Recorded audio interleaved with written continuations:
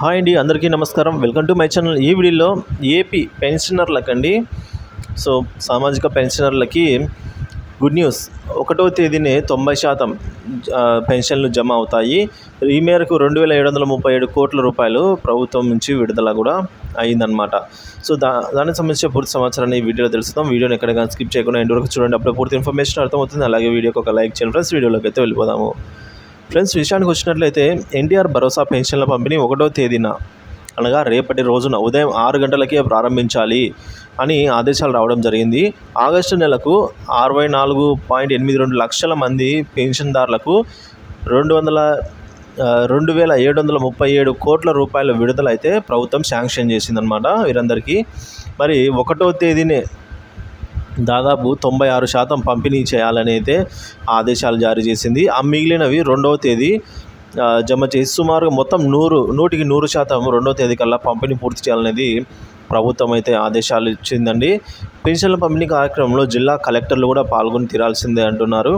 So పెన్షన్ల పంపిణీలో అక్రమాలకు పాల్పడే వారిపైన కఠినంగా వ్యవహరించండి కూడా ఇప్పుడు ఆర్డర్స్ రావడం జరిగింది. గత నెలలో జరిగిన సంఘటనలు పునరావృతం కాకూడదు, ఎట్టి పరిస్థితుల్లో కూడా అలాంటివి చర్యలు అయితే తీసుకోవాల్సిన అవసరం అయితే ఉంది. కాబట్టి కలెక్టర్లే స్వయంగా పాల్గొంటున్నారండి.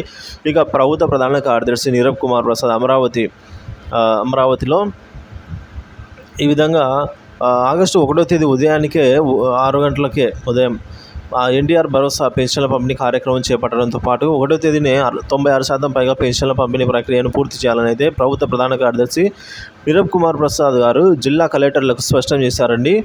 ఇక పెన్షన్ల పంపిణీపై మంగళవారం రాష్ట్ర సచివాలయం నుంచి ఆయన జిల్లా కలెక్టర్లతో వీడియో కాన్ఫరెన్స్ ద్వారా అయితే మాట్లాడారు.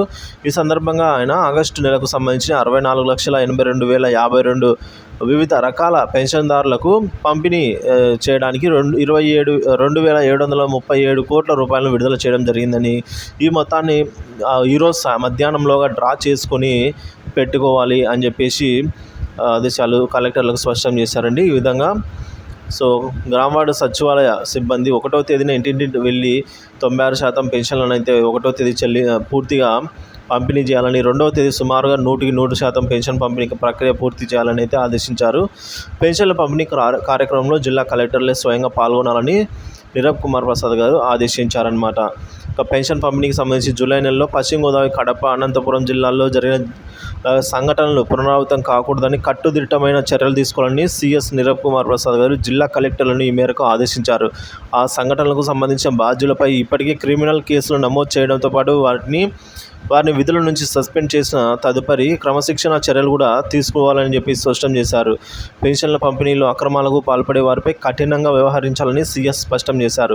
వర్చువల్గా పాల్గొన్న రాష్ట్ర పంచాయతీరాజ్ మరియు గ్రామీణాభివృద్ధి శాఖ ముఖ్య కార్యదర్శి శశిభూషణ్ కుమార్ మాట్లాడుతూ, పెన్షన్ల పంపిణీకి సంబంధించి అన్ని చర్యలు తీసుకుంటున్నామని, ఇప్పటికే జిల్లా కలెక్టర్లకు తగు ఆదేశాలు జారీ చేశామని వివరించారు.